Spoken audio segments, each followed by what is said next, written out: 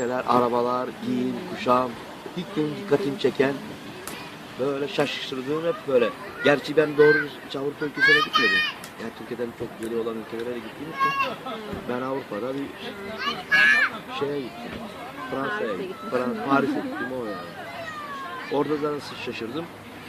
Kum gibi yer altında insan yaşıyor. Bir bakıyorum her yerden insan uçuyor. Caddede kimse yok, sonra birden bir bakın gene bir sürü insan. Aşağı iniyor, bir sürü alışveriş merkezleri, restoranlar hep metroda.